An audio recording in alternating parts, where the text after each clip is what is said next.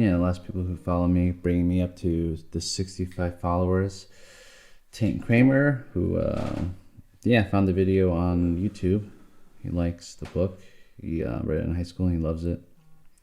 And he commented, he dropped a follow on the YouTube channel. So thank you, Tank Kramer. Nerd Huddle, who also follow at the same time. So that's cool. Thank you for following. Hanta Elite, mutual friend of Medicine FF Girl. She was making his logo. It was doing a stream of it, it was like a live editing, producing of it. I dropped a follow on him. He gave me a follow. I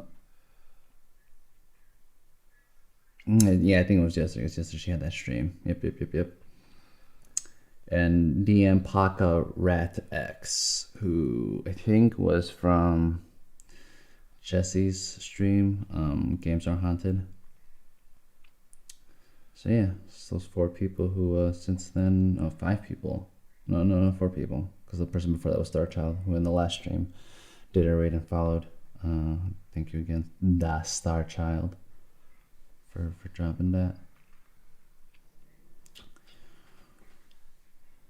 So the 4 people bringing me up to 65 followers. Thank you guys, appreciate it so much. For the reslating when I edit this video. Sorry again, apologies. Chapter 7. Heat is everywhere now. I can't ignore it anymore. The air is like a furnace blast so hot that my eyes under the goggles feel cool compared to the rest of my face. My hands are cool, but the gloves have big black spots from the perspiration on the back surrounded by white streaks of dry salt. On the road ahead, a crow tugs on some carry-on and flies up slowly as we approach. It looks like a lizard on the road, dry and stuck to the tar. On the horizon appears an image of buildings, shimmering slightly. I look down at the map and figure it must be Bowman. I think about ice water and air conditioning. On the street and sidewalks of Bowman, we see almost no one, even though plenty of parked cars show they're here. All inside, we swing the machines into an angled parking place with a tight turn that points them outward for when we're ready to go. A lone elderly person wearing a broad-brimmed hat watches us put the cycles on their stands and remove helmets and goggles. "Hot enough for you?" he asks. His expression is blank. John shakes his head and says, "God." The expression, shaded by the hat, becomes almost a smile. "What is the temperature?" John asks. 102, he says. "Last I saw, should go to 104. He asks us how far we have come, and we tell him, and he nods with a kind of approval. "That's a long way," he says. Then he asks about the machines. The beer and air conditioning are calling, but we don't break away. We just stand there in the 102 sun talking to this person. He is a stockman, retired. Says this is pretty much ranch country around here, and he used to own a Henderson cycle years ago. It pleases me that he should want to talk about his Henderson in this 102 sun. We talk about it for a while growing impatient. From John and Sylvia and Chris, and when we finally say goodbye, he says he is glad to have met us, and his expression is still blank, but we sense that he really meant it. He walks away with a kind of slow dignity in the 102 sun. In the restaurant, I try to comment on this, but no one is interested, and John and Sylvia look really out of it. They just sit and soak up the air-conditioned air without a move. The waitress comes out for the order and then snaps them out of it a little. But they are not ready, and so she goes away again. "I don't think I want to leave here," Sylvia says. An image of the elderly man outside in the wide-brimmed hat comes back to me. "Think what it was like around here before air conditioning," I say. "I am," she says. "With the roads this hot and that bad back tire of mine, we shouldn't go more than 60, I say. No comment from them. Chris, in contrast to them, seems to be back to his normal self, alert and watching everything. When the food comes, he wolfs it down and then, before we are half finished, asks for more. He gets it and we wait for him to finish. Miles later, and the heat is just as ferocious, sunglasses and goggles are not enough for this glare. You need a welder's mask. The high plains break up into a washed out and gullied hills. It is all bright whitish tan, not a blade of grass anywhere, just scattered weed stalks and rocks and sand. The black of the highway is a relief to look at, so I stare down at it and study how the blur whizzes by underfoot. Beside it, if I see the left exhaust pipe has picked up a bluer color than it has ever had before, I would spit on my glove tips, touch it, and I could see the sizzle. Right now, it's not so good. It's important now to just live with this and not fight it mentally. Mind control. I should talk now about Phaedrus's knife. It'll help understand some of the things we talked about. The application of this knife, the division of the world into parts, and the building of this structure is something everybody does. All the time we are aware of millions of things around us. These changing shapes, these burning hills, the sound of the engine, the feel of the throttle, each rock and weed and fence post and piece of debris beside the road, aware of these things but not really conscious of them, unless there is something unusual or unless they reflect something we are predisposed to see. We could not possibly be conscious of these things and remember all of them because our mind would be so full of useless details we would be unable to think. From all this awareness we must select, and what we select and call consciousness is never the same as the awareness because the process of selection mutates it. We take a handful of sand from the endless landscape of awareness around us and call that handful of sand the world. Once we have the handful of sand, the world of which we are conscious, a process of discrimination goes to work on it. This is the knife.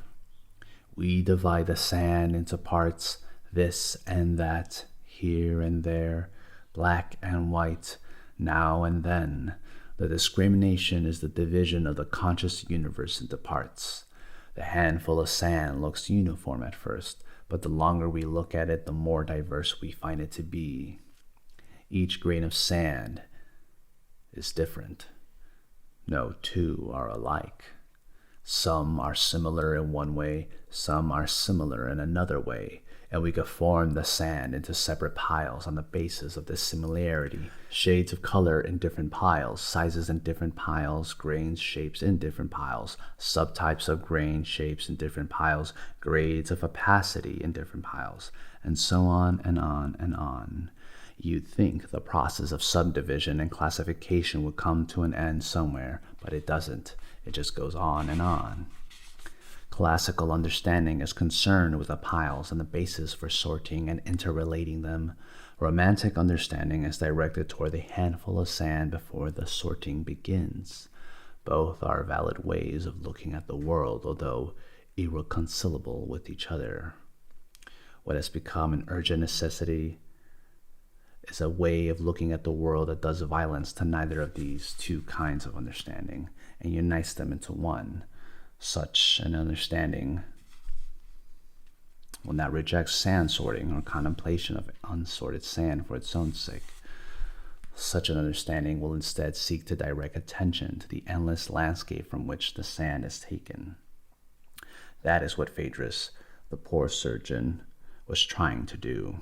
To understand what he was trying to do, it's necessary to see that part of the landscape, inseparable from it, which must be understood, is a figure in the middle of it, sorting sand into piles. To see the landscape without seeing this figure is not to see the landscape at all. To reject that part of the Buddha that attends to the analysis of motorcycles is to miss the Buddha entirely. There is a perennial classical question that asks which part of the motorcycle, which grain of sand in which pile is the Buddha. Obviously, to ask that question is to look in the wrong direction, for the Buddha is everywhere. But just as obviously to ask that question is to look in the right direction. For the Buddha is everywhere. About the Buddha that exists independently of any analytic thought, much have been said. Some would say too much, and would question any attempt to add to it. But about the Buddha that exists within analytic thought and gives that analytic thought its direction, virtually nothing has been said, and there are historic reasons for this. But history keeps happening, and seems no harm and maybe some positive good to add to our historical heritage with some talk in this area of discourse. When analytic thought, the knife, is applied to experience, something always is killed in the process. That is fairly well understood, at least in the arts. Mark Twain's experience comes to mind, in which after he had mastered the analytic thought and knowledge needed to pilot the Mississippi River, he discovered the river had lost its beauty. Something is always killed, but what is less noticed in the arts, something is always created too. And instead of just dwelling on what is killed, it's important also to see what's created, and to see the process as a kind of death-birth continuity that is neither good nor bad, but just is. We pass through a town called Marmouth, but John doesn't stop even for a rest, and so we go on. More furnace heat into some Badlands, and we cross the border into Montana. A sign by the road announces it.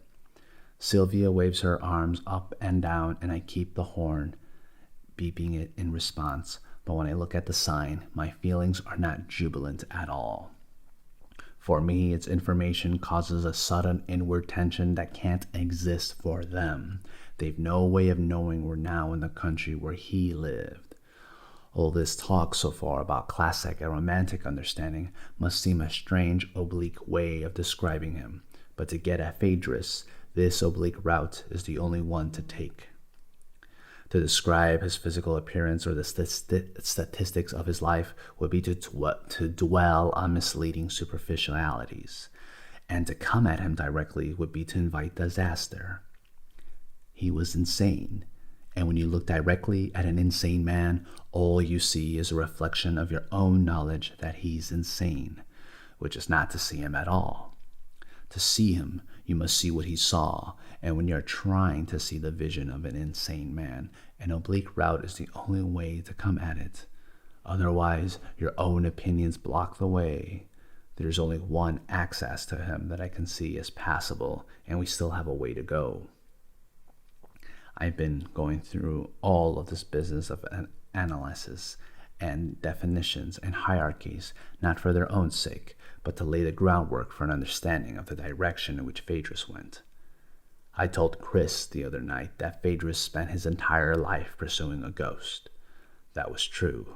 The ghost he pursued was the ghost that underlies all of technology, all of modern science, and all of Western thought. It was the ghost of rationality itself.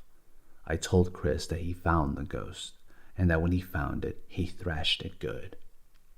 I think in a figurative sense that is true. The things I hope to bring to light as we go along are some of the things to be uncovered by him.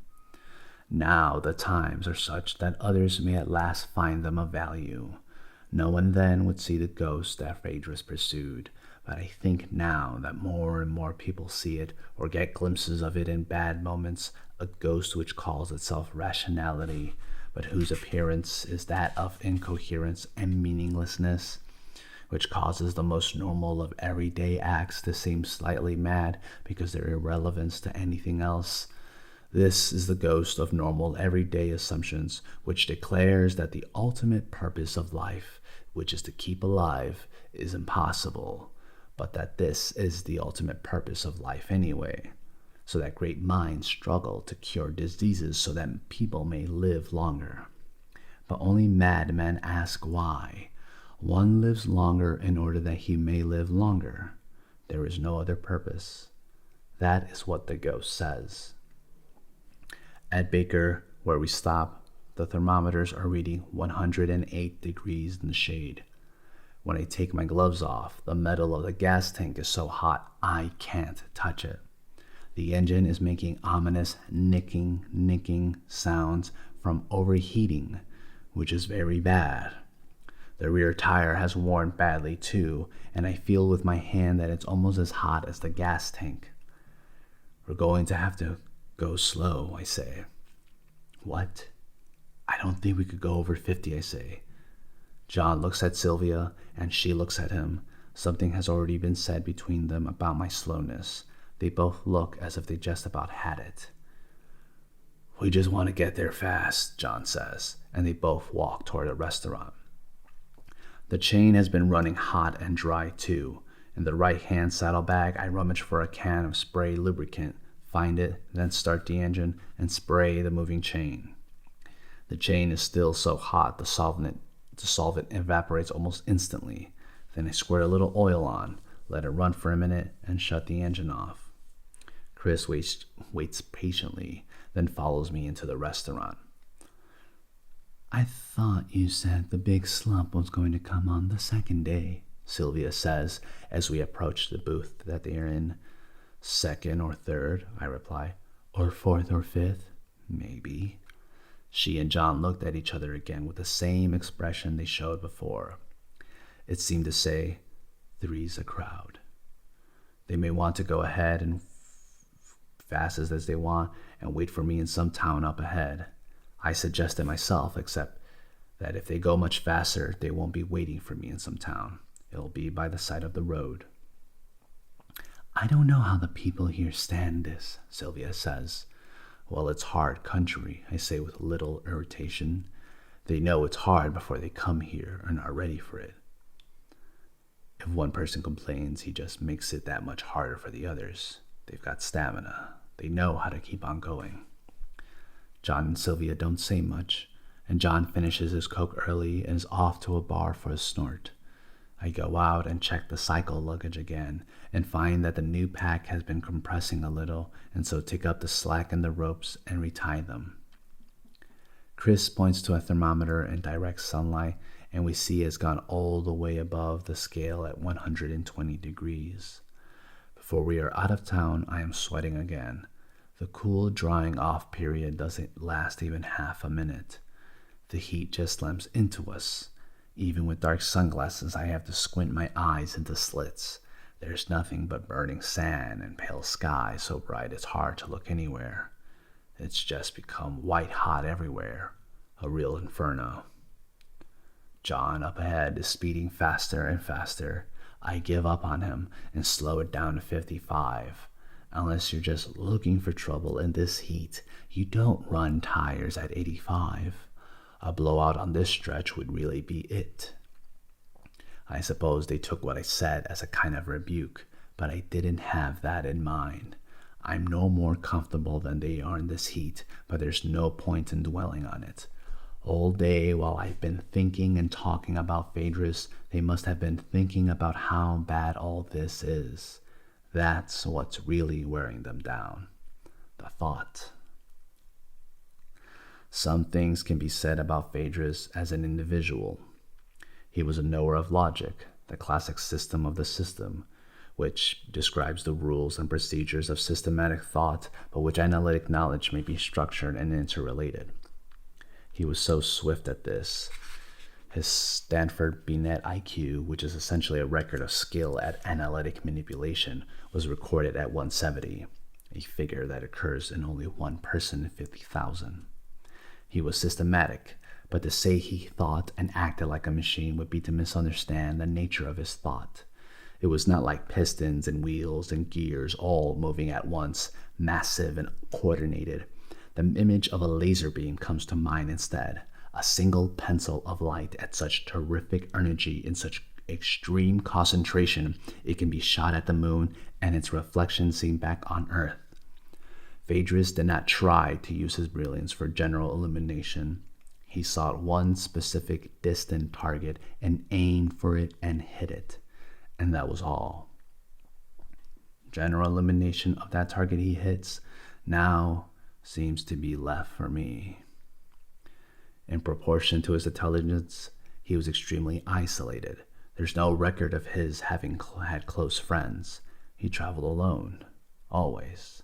Even in the presence of others, he was completely alone. People sometimes felt this and felt rejected by it, and so did not like him, but their dislike was not important to him.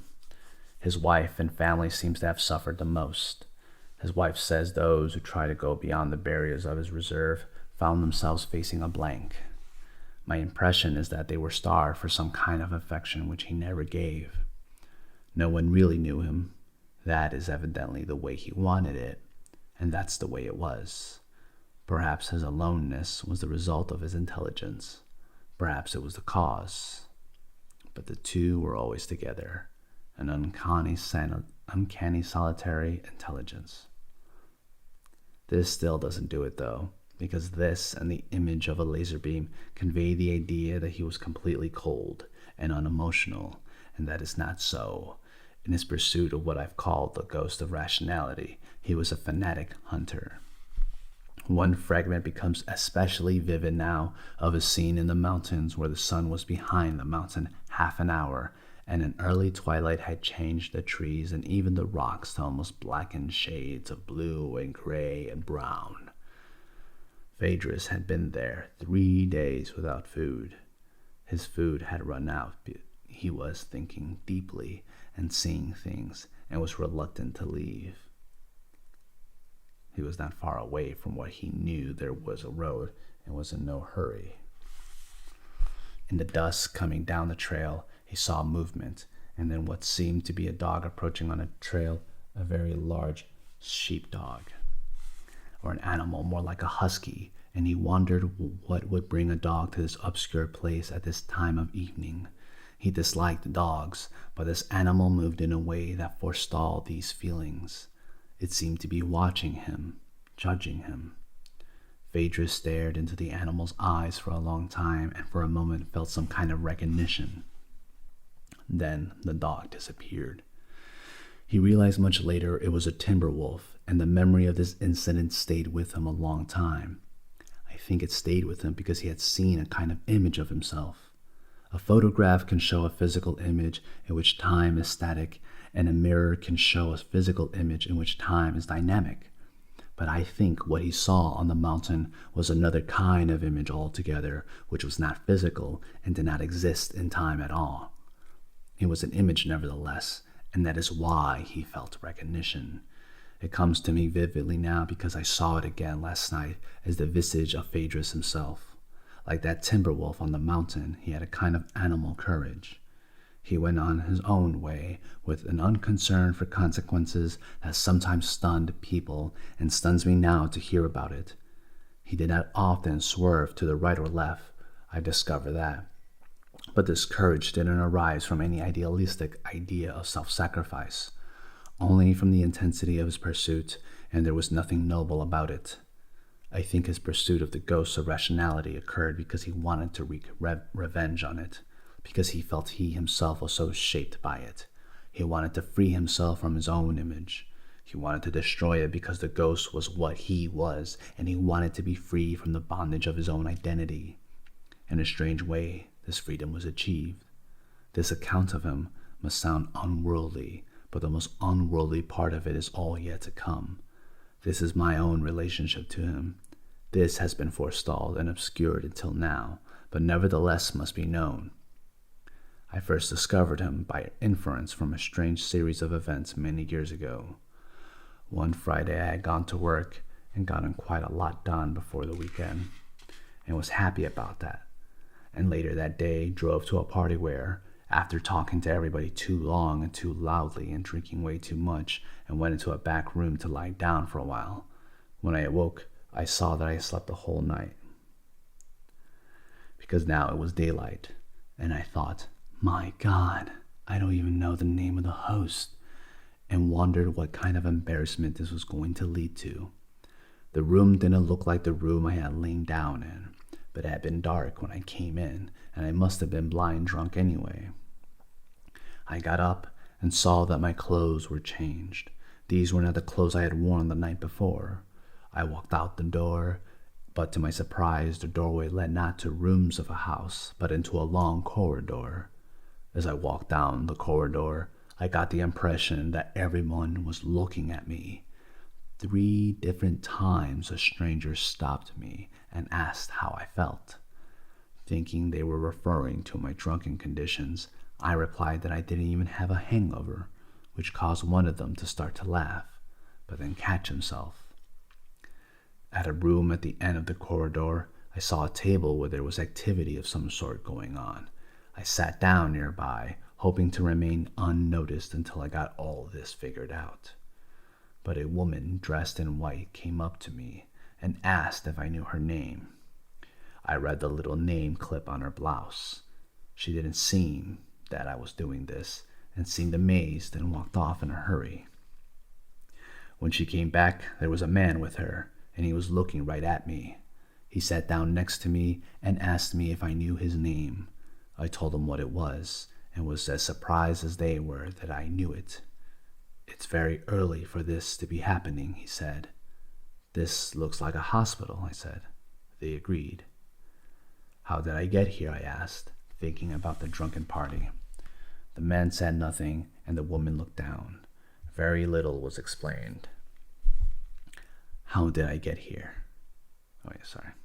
It took me more than a week to deduce from the evidence around me that everything before my waking up was a dream and everything afterward was reality. There was no basis for distinguishing the two other than the growing pile of new events that seemed to argue against the drunk experience. Little things appeared, like the locked door, the outside of which I could never remember seeing, and a slip of paper from the probate court telling me that some person was committed as insane. Did they mean me? It was explained to me finally that you have a new personality now.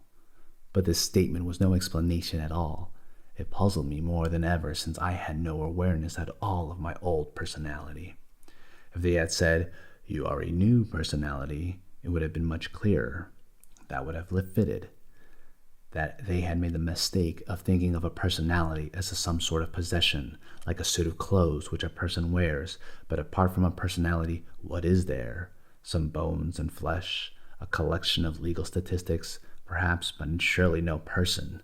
The bones and flesh and legal statistics are the garments worn by the personality, not the other way around.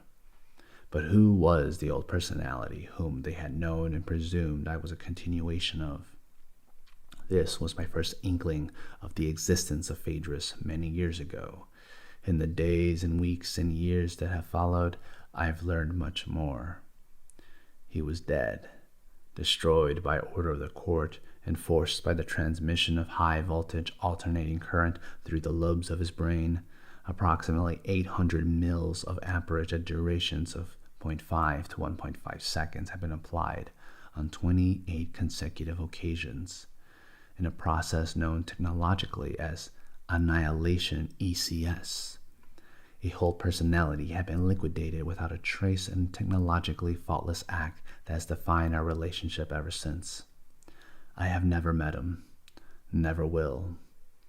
And yet strange wisps of his memory suddenly match and fit this road and the desert bluffs and white-hot sand all around us. And there is a bizarre concurrence, and then I knew he had seen us all. He was here, otherwise I would not know it. He had to be. And in seeing these sudden coalescences of vision and recall of some strange fragment of thought whose origin I have no idea, I am not a clairvoyant, a spirit medium receiving messages from the other world. That is how it is, and that is how I saw it. I see things with my own eyes, and I see things with his eyes too. He once owned them. These eyes. That is the terror of it. These gloved hands I now look at steering the motorcycle down the road were once his. And if you can understand the feeling that comes from that, then you can understand real fear. The fear that comes from knowing there is nowhere you can possibly run. We enter a low-rimmed canyon. Before long, a roadside stop I've been waiting for appears. A few benches, a little building, and some tiny green trees with hoses running to their bases. John, so help me God, is at the exit on the other side, ready to pull out onto the highway. I ignore this and pull up by the building. Chris jumps off and we pull the machine back up on the stand. The heat rises from the engine as if it were on fire, throwing off waves that distort everything around it. Out of the corner of my eye, I see the other motorcycle come back. When they arrive, they both are glaring at me. Sylvia says, "We're just angry." I shrug my shoulders and walk to the drinking fountain. John says, "Where's all that stamina you were telling us about?" I look at him for a second and see he really is angry. "I was afraid you took that seriously," I say, and then I turn away. I drink the water, and it's alkaline, like soapy water. I drink it anyway.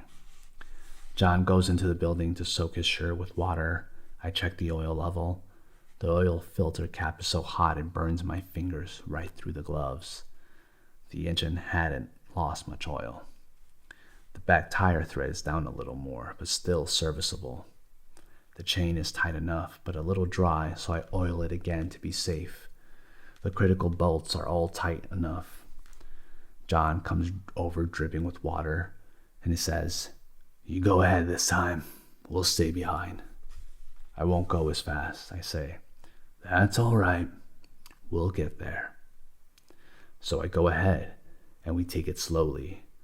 The road through the canyon doesn't straighten out into more of what we've been through, as I expected it would, but starts to wind upward. That was a surprise. Now the road meanders a little. Now it cuts back away from the direction in which we should be going, then returns. Soon it rises a little and then rises some more. We are moving in angular directions into narrow devil's gaps, then upward again higher and a little higher each time. Some shrubs appear, then small trees. The road goes higher still into grass, then fenced meadows appear. Overhead a small cloud appears. Rain perhaps? Perhaps. Meadows must have rain, and these now have had flowers in them.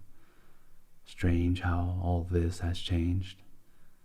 Nothing to show it on the map, and the consciousness of memory has disappeared too. Phaedrus must not have come this way, but there was no other road. Strange, it keeps rising forward. The sun angles toward the cloud, which now has grown downward to touch the horizon above us, in which there are trees, pines, and a cold wind comes down with pine smells from the trees. The flowers in the meadow blow in the wind, and the cycle leans a little, and we are suddenly cool. I look at Chris, and he is smiling. I am smiling too. Then the rain comes hard on the road with a gust of earth smell from the dust that has waited for too long, and the dust beside the road is pocked with the first raindrops. This is all so new, and we are so in need of it, a new rain. My clothes become wet, and goggles are spattered, and chills start and feel delicious.